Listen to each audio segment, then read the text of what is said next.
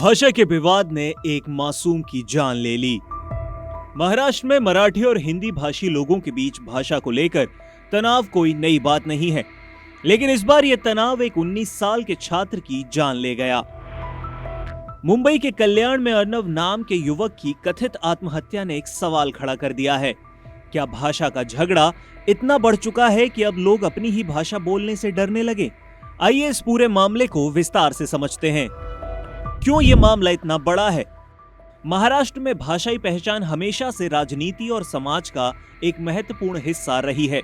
बीते महीनों में मराठी बनाम हिंदी को लेकर कई छोटे बड़े विवाद सामने भी आए हैं, लेकिन इस बार का मामला सिर्फ एक बहस नहीं था, बल्कि एक नौजवान की जिंदगी से जुड़ा हुआ था। 19 वर्षीय अर्नव खैरे कल्याण का रहने वाला एक छात्र था जो रोज की तरह कॉलेज जा रहा था।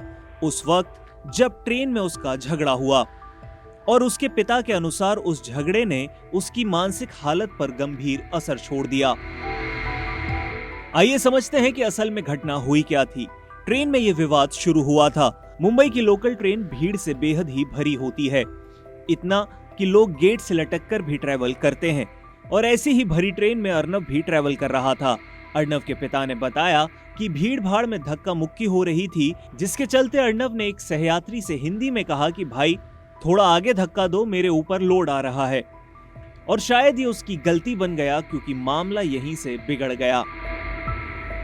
कुछ लोगों ने अर्नव को थप्पड़ मारा और कहा कि मराठी बोलने में शर्म आती है क्या? अर्नव का डर और उसके संस्कार इसमें आड़े आ गए। पिता के अनुसार अर्नव डर गया था।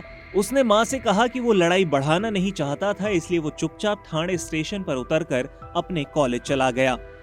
पर घर लौटने के बाद से ही वो तनाव में था, और वो भी गंभीर रूप से। अब सामने आती है उसके अगले दिन की वो दुखद घटना, जहां एक दिन के बाद अर्नव ने अपने घर में कथित तौर पर फांसी लगा ली। पुलिस ने एडीआर दर्ज किया और जांच अभी भी जारी है। ये रहा घटना का संपूर्ण विवरण, लेकिन ये सिर्फ एक परिवार की नहीं, समाज की कहानी है। अर्नव डॉक्टर बनने का सपना देख रहा था, नीट की तैयारी कर रहा था, और उसके पिता कहते हैं कि मेरा बेटा तो चला गया, लेकिन किसी और के साथ ऐसा नहीं होना चाहिए। ये घटना कई अहम सवालों को खड़ा करती है कि क्या भाषा पहचान का हथियार बनती जा रही है? क्या युवाओं पर सामाजिक दबाव और आक्रामकता का असर बढ़ रहा है? और क्या महाराष्ट्र को एक बार फिर भाषाई सौहार्द पर गंभीर चिंतन और बातचीत करने की जरूरत है?